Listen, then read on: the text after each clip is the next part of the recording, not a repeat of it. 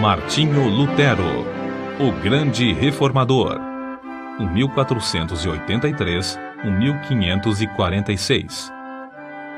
No cárcere, sentenciado pelo Papa a ser queimado vivo, João Hus disse: podem matar o ganso. Em alemão, sua língua natal, Hus, é ganso. Mas daqui a 100 anos, Deus suscitará um cisne que não poderão queimar. Enquanto caía a neve e o vento frio uivava como fera em redor da casa, nascia esse cisne em Eisleben, Alemanha. No dia seguinte, o recém-nascido era batizado na igreja de São Pedro e São Paulo. Como era dia de São Martinho, recebeu o nome de Martinho Lutero. 102 anos depois de João Hus expirar na fogueira, o cisne afixou na porta da igreja em Wittenberg as suas 95 teses contra as indulgências, ato que gerou a grande reforma.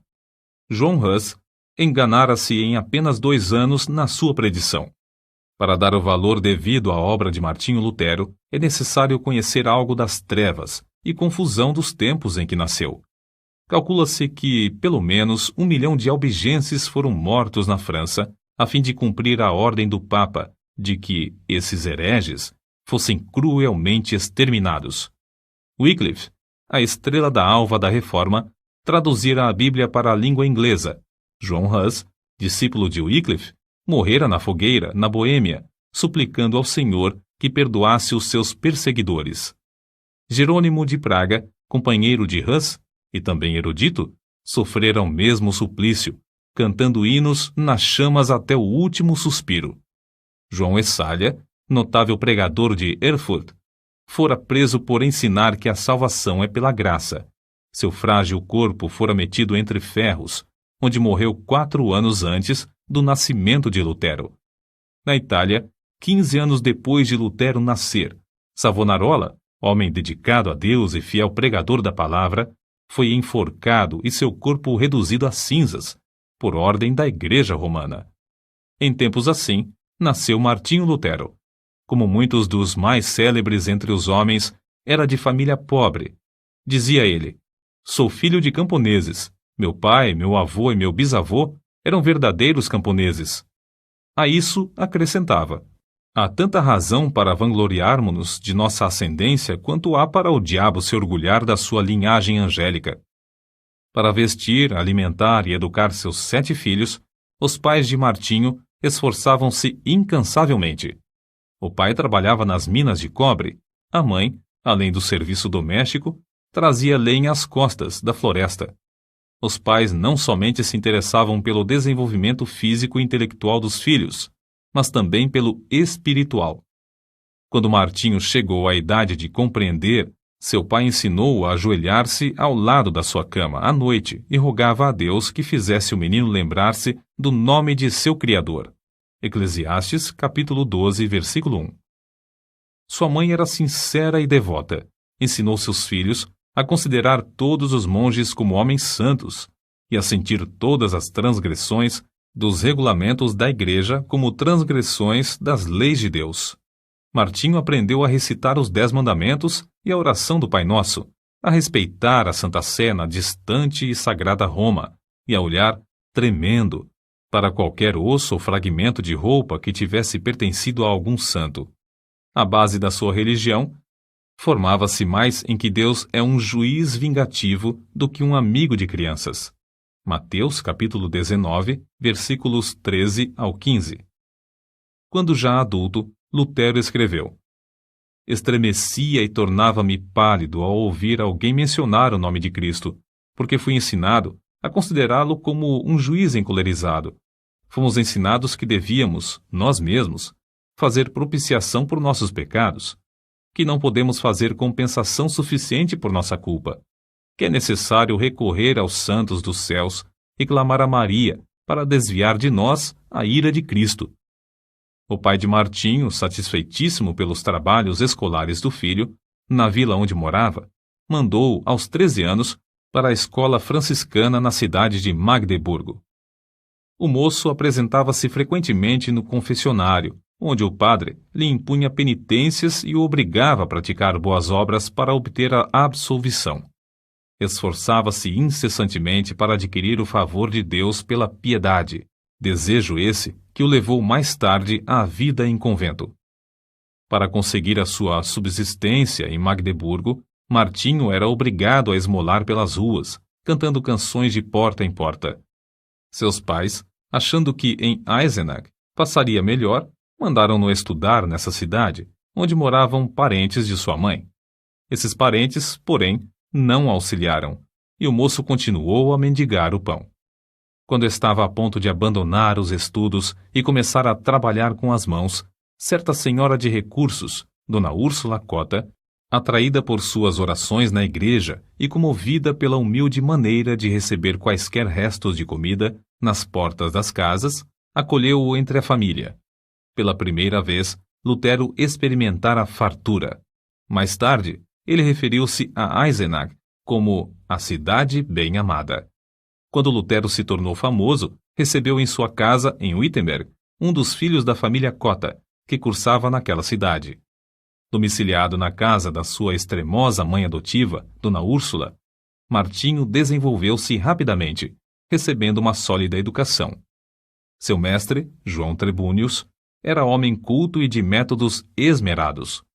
Não maltratava os alunos como os demais mestres. Conta-se que, ao encontrar os moços da sua escola, cumprimentava-os tirando o chapéu, porque ninguém sabia quais seriam dentre eles os doutores, regentes, chanceleres e reis. O ambiente da escola e no lar era-lhe favorável para produzir um caráter forte e inquebrantável, tão necessário para enfrentar os mais temíveis inimigos de Deus. Martinho Lutero era mais sóbrio e devoto que os demais rapazes da sua idade. Acerca desse fato, Dona Úrsula, na hora da morte, disse que Deus tinha abençoado seu lar grandemente desde o dia em que Lutero entrara em sua casa. Logo depois, os pais de Martinho alcançaram certa abastança. O pai alugou um forno para fundição de cobre e depois passou a possuir mais 2. Foi eleito vereador na sua cidade e começou a fazer planos para educar seus filhos.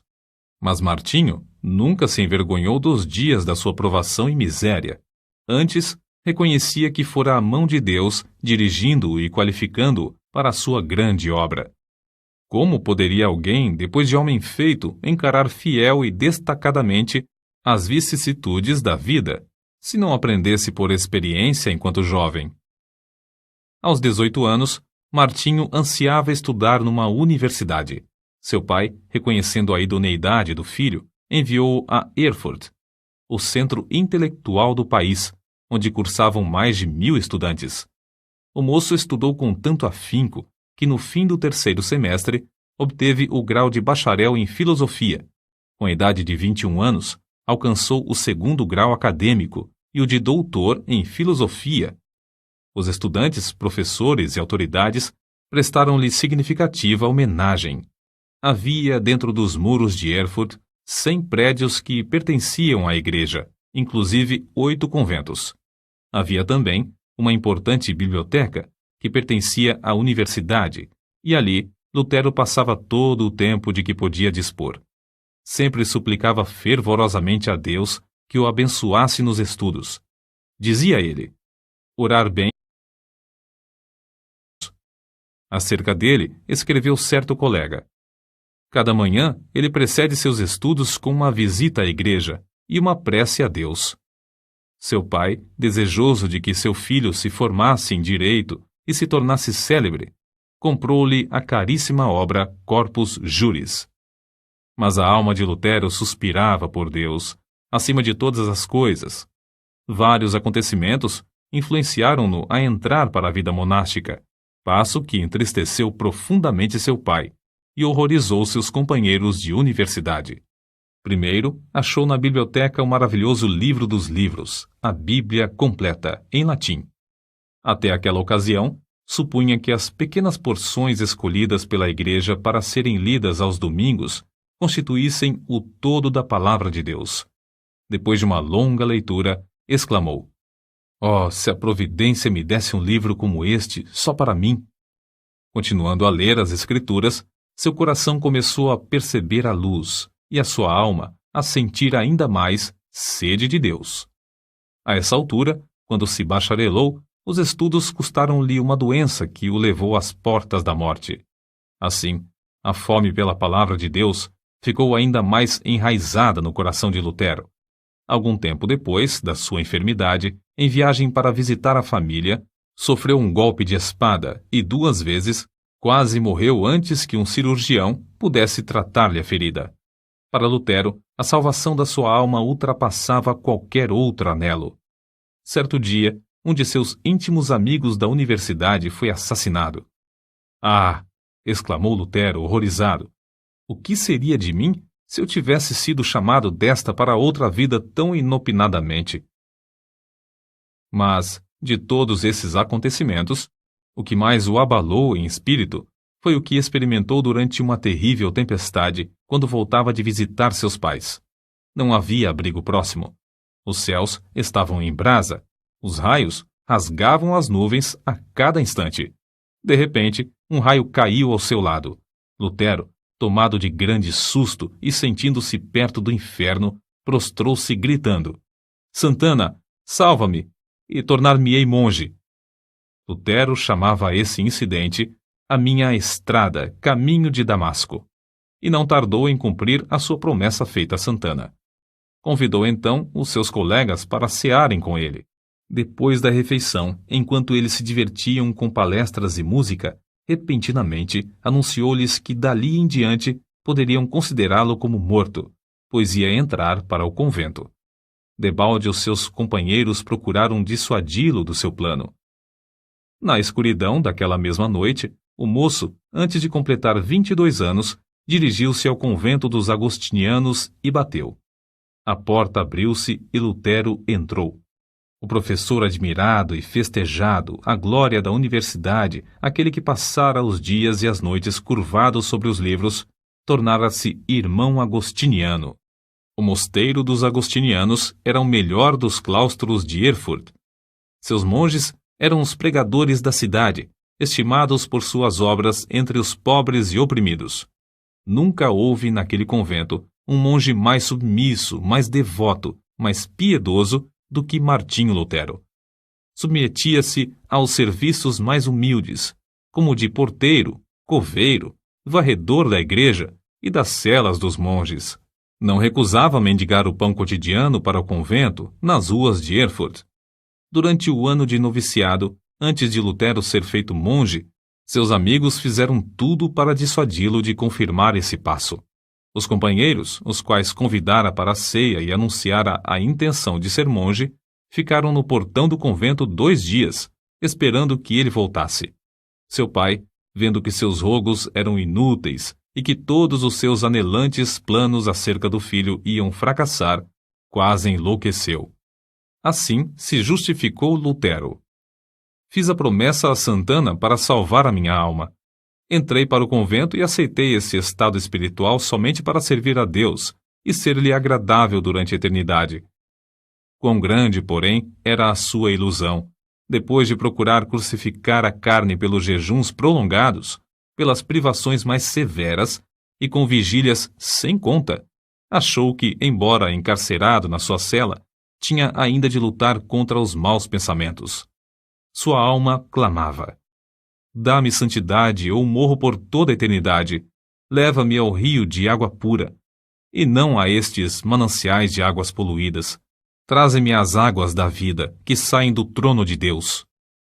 Certo dia, Lutero achou na biblioteca do convento uma velha Bíblia, latina, presa à mesa por uma cadeia. Achara, enfim, um tesouro infinitamente maior que todos os tesouros literários do convento.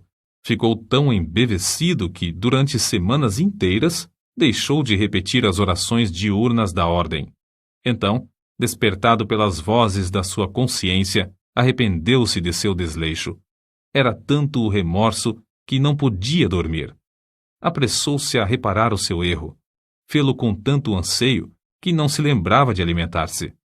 Então, enfraquecidíssimo por tantos jejuns e vigílias, sentiu-se oprimido pelas apreensões até perder os sentidos e cair por terra.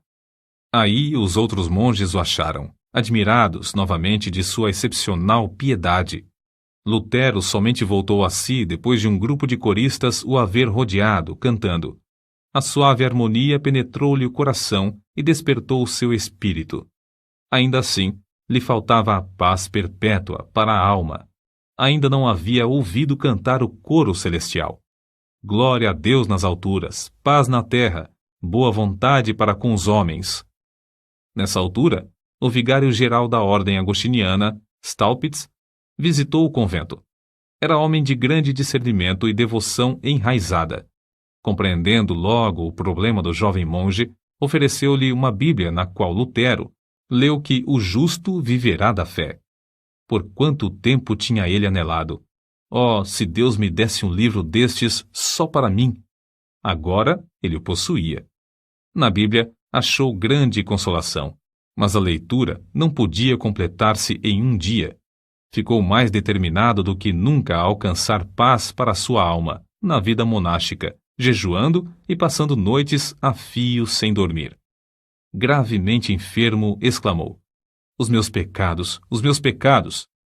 Apesar de sua vida ter sido livre de manchas, como ele afirmava e outros testificavam, sentia sua culpa perante Deus, até que um velho monge lembrou-lhe uma palavra do credo: creio na remissão dos pecados. Viu então que Deus não somente perdoara os pecados de Daniel e de Simão Pedro, mas também os seus. Pouco tempo depois desses acontecimentos, Lutero foi ordenado padre. A primeira missa que celebrou foi um grande evento. O pai, irreconciliável desde o dia em que o filho abandonara os estudos de advocacia, assistiu à primeira missa de Lutero, vindo a cavalo de Mansfield, com uma boa oferta para o convento, acompanhado de 25 amigos. Depois de completar 25 anos de idade, Lutero foi nomeado para a cadeira de filosofia em Wittenberg, para onde se mudou a fim de viver no convento da sua ordem. Sua alma, porém, anelava pela palavra de Deus e pelo conhecimento de Cristo. No meio das ocupações do professorado, dedicou-se ao estudo das Escrituras e, no primeiro ano, conquistou o grau de bacalaureus ad Bíblia. Sua alma ardia com o fogo dos céus. De todas as partes acorriam multidões para ouvir os seus discursos, os quais fluíam abundante e vivamente do seu coração, sobre as maravilhosas verdades reveladas nas Escrituras. Um dos mais afamados professores de Leipzig, conhecido como Luz do Mundo, disse: este frade há de envergonhar todos os doutores.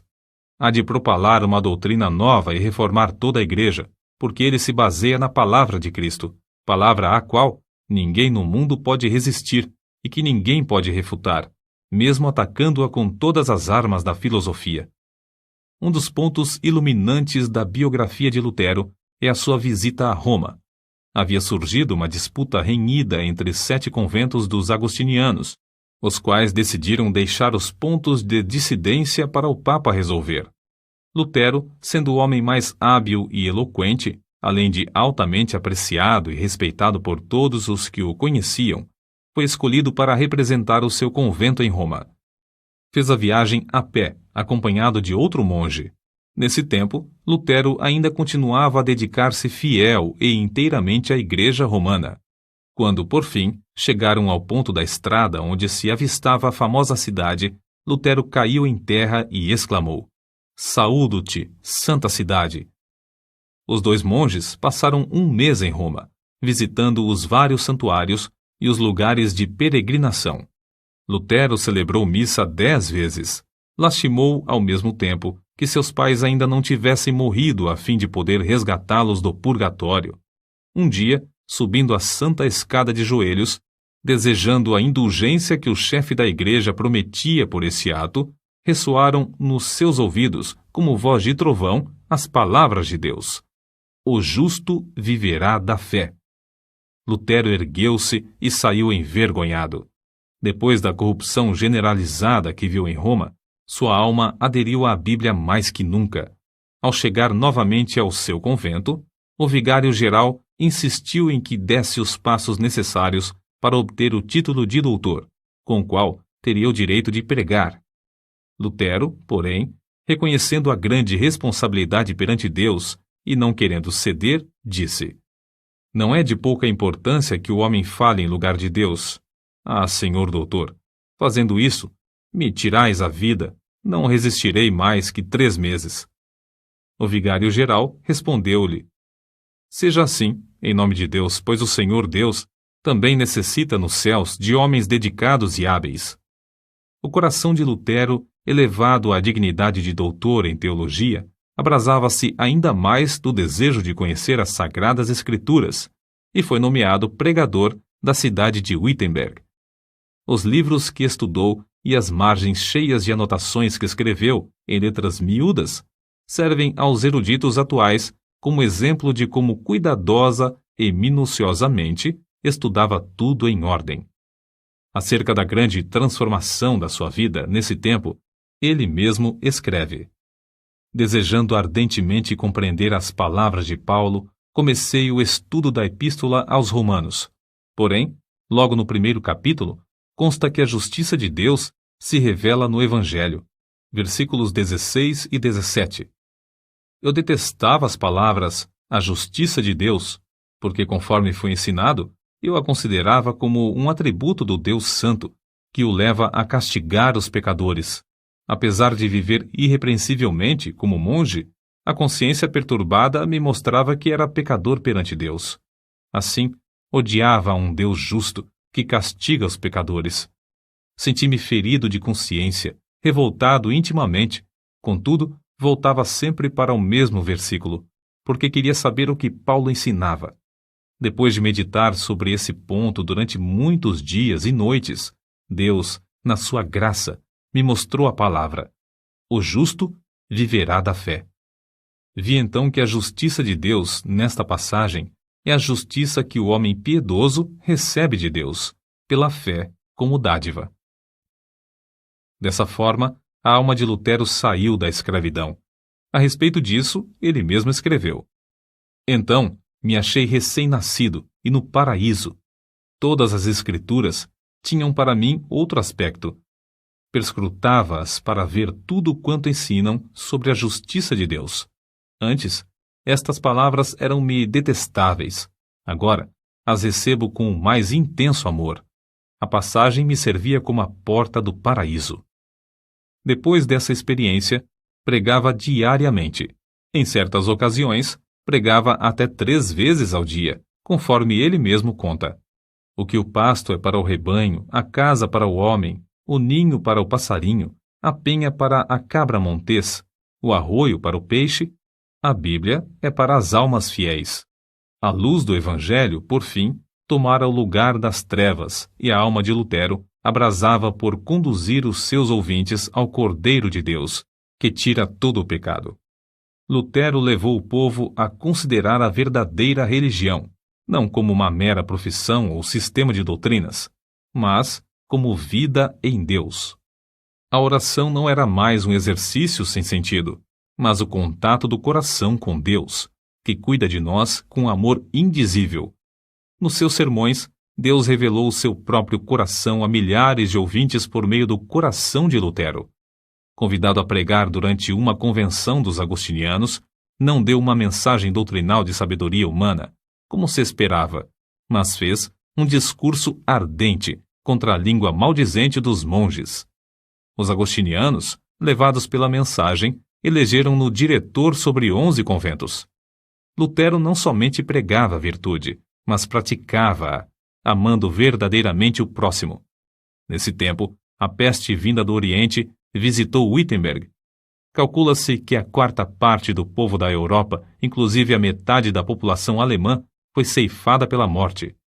Quando professores e estudantes fugiram da cidade, instaram que Lutero fugisse também. Porém, ele respondeu: para onde hei de fugir? O meu lugar é aqui.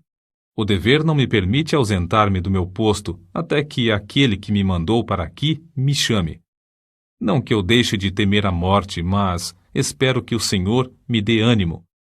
Assim, ele ministrava à alma e ao corpo do próximo durante esse tempo de aflição e angústia. A fama do jovem monge espalhou-se até longe. Entretanto, sem o perceber, enquanto trabalhava incansavelmente para a igreja, já havia deixado o rumo liberal que ela seguia em doutrina e prática. Em outubro de 1517, Lutero afixou à porta da igreja do castelo, em Wittenberg, as suas 95 teses, cujo teor resume-se em que Cristo requer o arrependimento e a tristeza pelo pecado, e não a penitência. Lutero as afixou para um debate público, na porta da igreja, como era costume nesse tempo. Mas as proposições, escritas em latim, foram logo traduzidas para o alemão, holandês e espanhol. Antes de decorrido um mês, para surpresa de Lutero, já estavam na Itália fazendo estremecer os alicerces do velho edifício de Roma. Foi do ato de pregar em lugar público as 95 teses que nasceu a Reforma, isto é, que tomou forma o grande movimento de almas que em todo o mundo ansiavam voltar para a fonte pura, a palavra de Deus. Contudo, Lutero não tencionara atacar a Igreja Romana. Antes, pensou em fazer a defesa do Papa contra os vendedores de indulgências. Em agosto de 1518, Lutero foi chamado a Roma para responder a uma denúncia de heresia. Frederico, entretanto, um dos que o elegeram para assumir a direção dos conventos, não consentiu que fosse levado para fora do país. Sendo assim, foi intimado a apresentar-se em Augsburgo. Eles te queimarão vivo, insistiram seus amigos. Lutero, porém, respondeu resolutamente: se Deus sustenta a causa, ela será sustentada. A ordem do núncio do Papa em Augsburgo foi: retrata-se ou não voltará daqui. Contudo, Lutero conseguiu fugir passando por uma pequena cancela no muro da cidade, na escuridão da noite. Ao chegar de novo em Wittenberg, um ano depois de afixar as teses, era o homem mais popular em toda a Alemanha.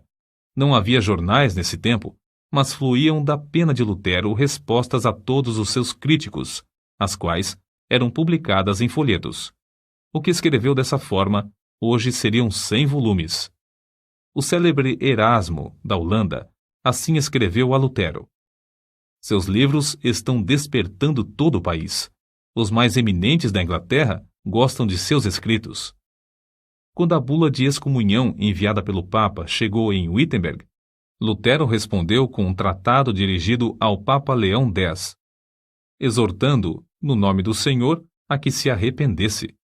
A bula do Papa foi queimada fora do muro da cidade de Wittenberg, perante grande ajuntamento do povo. Assim escreveu Lutero ao vigário-geral: no momento de queimar a bula, estava tremendo e orando, mas agora estou satisfeito de ter praticado este ato enérgico. Lutero não esperou até que o Papa o excomungasse, mas deu logo o pulo da Igreja Romana para a Igreja do Deus vivo. Nesse ínterim, o imperador Carlos V, que ia convocar sua primeira dieta, Assembleia Política, na cidade de Worms, queria que Lutero comparecesse para responder pessoalmente aos seus acusadores. Os amigos de Lutero insistiam em que se recusasse a ir. Não fora John Hus entregue a Roma para ser queimado apesar da garantia de vida por parte do imperador?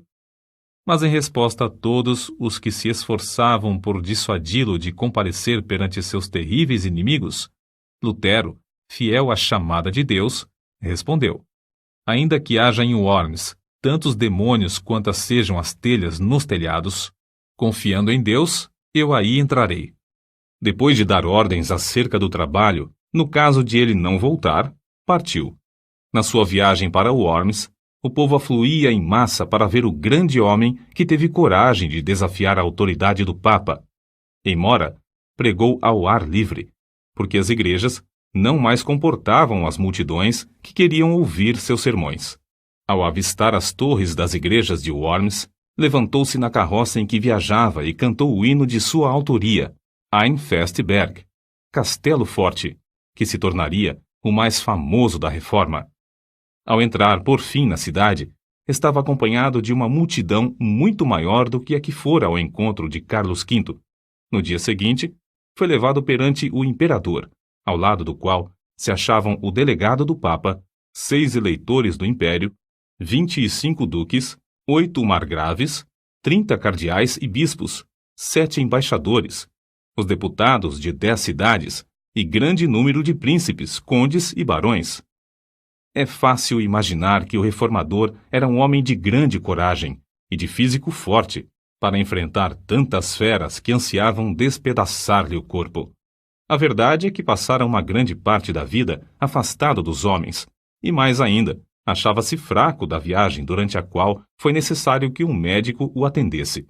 Entretanto, mostrou-se corajoso, não em sua própria força, mas no poder de Deus. Sabendo que tinha de comparecer perante uma das mais imponentes assembleias de autoridades religiosas e civis de todos os tempos, Lutero passou a noite anterior em vigília. Prostrado com o rosto em terra, lutou com Deus, chorando e suplicando. Um dos seus amigos ouviu-o orar assim: Ó Deus Todo-Poderoso, a carne é fraca, o diabo é forte. Ah, Deus, meu Deus, que perto de mim estejas contra a razão e a sabedoria do mundo. Falo, pois somente tu podes fazer. Não é a minha causa, mas sim a tua. Que tenho eu com os grandes da terra? É a tua causa, Senhor, a tua justa e eterna causa. Salva-me, ó Deus fiel, somente em ti confio. Ó Deus, meu Deus, vem, estou pronto a dar como um cordeiro a minha vida. O mundo não conseguirá prender a minha consciência, ainda que esteja cheio de demônios. E se o meu corpo tem de ser destruído, a minha alma te pertence e estará contigo eternamente. Conta-se que, no dia seguinte, na ocasião de Lutero transpor a porta para comparecer perante a dieta, o veterano general Freudesburgo colocou a mão no ombro do reformador e disse-lhe: Pequeno monge, vais a um encontro diferente, que eu ou qualquer outro capitão jamais experimentamos, mesmo nas nossas conquistas mais ensanguentadas. Contudo, se a causa é justa e sabes que o é, avança no nome de Deus, e não temas nada. Deus não te abandonará. O grande general não sabia que Martinho Lutero vencera a batalha em oração e que entrava somente para declarar-lhes que a havia vencido de maiores inimigos. Quando o núncio do Papa exigiu de Lutero, perante a augusta Assembleia, que se retratasse, ele respondeu: Se não me refutardes pelo testemunho das Escrituras ou por argumentos, uma vez que não creio somente nos papas e nos concílios, por ser evidente que já muitas vezes se enganaram e se contradisseram uns aos outros, a minha consciência tem de ficar submissa à palavra de Deus. Não posso retratar-me, nem me retratarei de qualquer coisa, pois não é justo nem seguro agir contra a consciência. Deus me ajude. Amém. De volta ao seu aposento, Lutero levantou as mãos ao céu e exclamou com o rosto todo iluminado: Está cumprido, está cumprido. Se eu tivesse 1000 cabeças, preferiria que todas fossem decepadas antes de me retratar. A cidade de Worms, ao receber as notícias da ousada resposta de Lutero ao núncio do Papa, alvoroçou-se. As palavras do reformador foram publicadas e espalhadas entre o povo, que afluiu para honrá-lo. Apesar de os papistas não conseguirem influenciar o imperador a violar o salvo-conduto, para que pudessem queimar numa fogueira o assim chamado herege, Lutero teve de enfrentar outro grave problema. O edito de excomunhão entraria imediatamente em vigor, e Lutero, por causa dessa penalidade, era considerado criminoso. Ao findar o prazo do seu salvo-conduto, devia ser entregue ao imperador. Todos os seus livros deviam ser apreendidos e queimados, e o ato de ajudá-lo, de qualquer maneira, era também considerado crime capital. Mas para Deus é fácil cuidar dos seus filhos. Lutero, regressando a Wittenberg, foi repentinamente rodeado num bosque por um bando de cavaleiros mascarados, que depois de despedirem as pessoas que o acompanhavam, conduziram-no alta noite ao castelo de Wartburgo, perto de Eisenach. Isto foi um estratagema do príncipe da Saxônia para salvar Lutero dos inimigos que planejavam assassiná-lo antes de chegar à casa. No castelo, Lutero passou muitos meses disfarçado. Usou o nome de Cavaleiro Jorge e foi tido como morto. Fiéis servos de Deus oravam dia e noite pelo reformador. As palavras do pintor Alberto Dürer exprimem o sentimento do povo. Ó Deus, se Lutero fosse morto, quem agora nos exporia o Evangelho? Contudo, no seu retiro livre dos inimigos, foi-lhe concedida a liberdade de escrever, E o mundo logo soube, pela grande quantidade de literatura produzida, que a obra saía de sua pena, e que, de fato, Lutero vivia. O reformador conhecia bem o hebraico e o grego, e em 3 meses tinha vertido todo o Novo Testamento para o alemão. Em poucos meses mais, a obra estava impressa e nas mãos do povo. 100.000 exemplares foram vendidos em 40 anos, além das 52 edições impressas em outras cidades. Era circulação imensa para aquele tempo, mas Lutero não aceitou 1 centavo de direitos. A maior obra de toda a sua vida, sem dúvida, fora a de dar ao povo alemão a Bíblia na sua própria língua, depois de seu retorno a Wittenberg. Já existiam outras traduções, mas escritas numa forma de alemão latinizado que o povo não compreendia.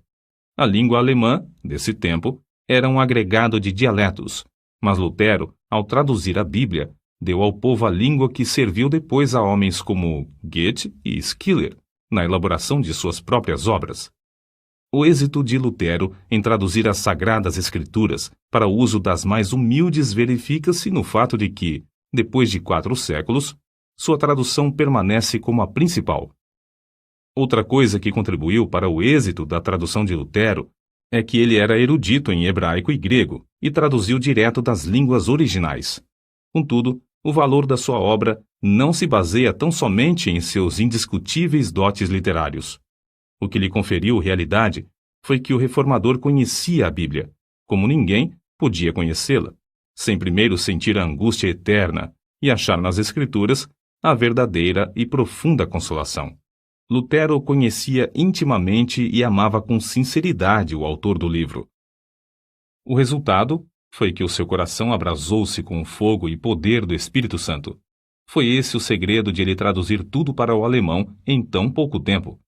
Como todos sabem, a fortaleza de Lutero e da Reforma foi a Bíblia. Escreveu de Wartburgo para o seu povo em Wittenberg. Jamais em todo o mundo se escreveu um livro mais fácil de compreender do que a Bíblia. Comparada aos outros livros, é como o sol em contraste com todas as demais luzes. Não vos deixeis levar a abandoná-la sob qualquer pretexto da parte deles. Se vos afastardes dela por um momento, tudo estará perdido. Podem levar-vos para onde quer que desejem. Se permanecerdes com as Escrituras, sereis vitoriosos. Depois de abandonar o hábito de monge, Lutero resolveu deixar por completo a vida monástica, casando-se com Catarina von Bora, freira que também saíra do claustro por ver que tal vida é contra a vontade de Deus. O vulto de Lutero sentado ao lume, com a esposa e 6 filhos que amava ternamente, inspira os homens mais que o grande herói ao apresentar-se perante o legado em Augsburgo. Nos cultos domésticos, a família rodeava um harmônio, com o qual louvavam a Deus juntos. O reformador lia o livro que traduzira para o povo, e depois louvavam a Deus e oravam, até sentirem a presença divina entre eles. Havia entre Lutero e sua esposa profundo amor, de um para com o outro. São de Lutero estas palavras: Sou rico. Deus me deu a minha freira e 3 filhos. Não me importo das dívidas. Catarina paga tudo. Catarina von Bora era estimada por todos. Alguns, de fato, censuravam-na porque era demasiado econômica. Mas que teria acontecido a Martinho Lutero e à família se ela tivesse feito como ele? Dizia-se que ele, aproveitando-se da doença dela, cedeu seu prato de comida a certo estudante que estava com fome. Não aceitava um kreuzer, moeda, dos seus alunos, e recusava vender seus escritos, deixando todo o lucro para os tipógrafos. Nas suas meditações sobre as Escrituras, muitas vezes se esquecia das refeições. Ao escrever o comentário sobre o Salmo 23, passou 3 dias no quarto comendo somente pão e sal. Quando a esposa chamou um serralheiro e quebraram a fechadura, acharam-no escrevendo, mergulhado em pensamentos e esquecido de tudo em redor. É difícil concebermos a magnitude das coisas que devemos atualmente a Martinho Lutero. O grande passo que deu para que o povo ficasse livre para servir a Deus, como ele mesmo ensina, está além da nossa compreensão. Era grande músico e escreveu alguns dos hinos mais espirituais cantados atualmente. Compilou o primeiro inário e inaugurou o costume de todos os participantes dos cultos cantarem juntos. insistiu em que não somente os do sexo masculino, mas também os do feminino, fossem instruídos, tornando-se, assim, o pai das escolas públicas. Antes dele, o sermão dos cultos era de pouca importância, mas Lutero fez do sermão a parte principal do culto. Ele mesmo serviu de exemplo para acentuar esse costume. Era pregador de grande porte. Considerava-se como sendo nada, mas a mensagem saía-lhe do íntimo do coração, e o povo sentia a presença de Deus. Em Zwickau, pregou a um auditório de 25.000 pessoas na praça pública. Calcula-se que tenha escrito 180 volumes na língua materna e quase um número igual em latim. Apesar de sofrer de várias doenças, sempre se esforçava dizendo: se eu morrer na cama, será uma vergonha para o Papa. Os homens geralmente querem atribuir o grande êxito de Lutero à sua extraordinária inteligência e aos seus destacados dons. O fato é que Lutero também tinha o costume de orar horas a fio. Dizia que se não passasse 2 horas de manhã orando, receava que Satanás ganhasse a vitória sobre ele durante o dia. Certo biógrafo seu escreveu: o tempo que ele passa em oração produz o tempo para tudo o que faz.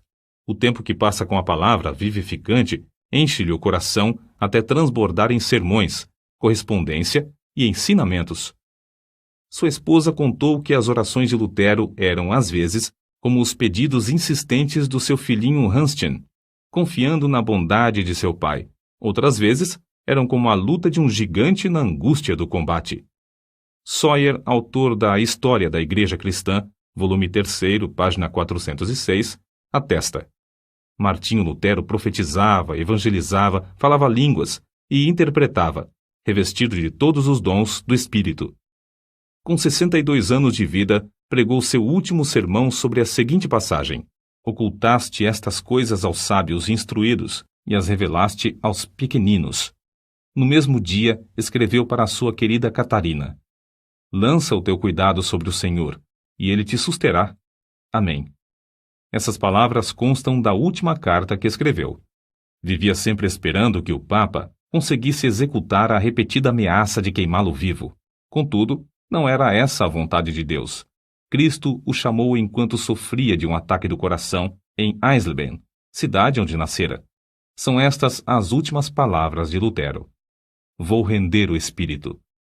Então, louvou a Deus em alta voz: ó meu Pai Celeste, meu Deus, meu Pai de nosso Senhor Jesus Cristo, em quem creio e a quem preguei e confessei, amei e louvei. Ó meu querido Senhor Jesus Cristo, encomendo-te a minha pobre alma. Ó meu Pai Celeste, em breve tenho de deixar este corpo, mas sei que ficarei eternamente contigo e que ninguém me pode arrebatar das tuas mãos. Então, depois de recitar João, capítulo 3, versículo 16, 3 vezes, repetiu as palavras: Pai, em tuas mãos entrego meu espírito, pois tu me resgataste, Deus fiel. Assim, fechou os olhos e adormeceu. Um imenso cortejo de crentes que o amavam ardentemente, com 50 cavaleiros à frente, saiu de Eisleben para Wittenberg. Passando pela porta da cidade onde o reformador queimara a bula de excomunhão, entrou pelas portas da igreja onde, há 29 anos, afixara suas 95 teses. No culto fúnebre, Bugenhagen, o pastor, e Melanchthon, inseparável companheiro de Lutero, discursaram. Depois, abriram a sepultura, preparada ao lado do púlpito, e ali depositaram o corpo. 14 anos depois, o corpo de Melanchthon achou descanso no outro lado do púlpito. Em redor dos dois, jazem os restos mortais de mais de 90 mestres da universidade. As portas da igreja do castelo, destruídas pelo fogo no bombardeio de Wittenberg em 1760, foram substituídas por portas de bronze em 1812, nas quais estão gravadas as 95 teses. Contudo, este homem que perseverou em oração deixou gravadas, não no metal que perece, mas em centenas de milhões de almas imortais, a palavra de Deus, que dará fruto para toda a eternidade. Nota: os albigenses são considerados os heréticos de maior importância dentro da Igreja Católica durante a Idade Média. Devem seu nome à cidade de Albi, na França. O Papa Inocêncio III lançou a Cruzada Albigense, 1209 ao 1229, que reprimiu seus seguidores de forma brutal. Só pequenos grupos sobreviveram, e mesmo assim, logo foram perseguidos pela Inquisição, até fins do século XIV.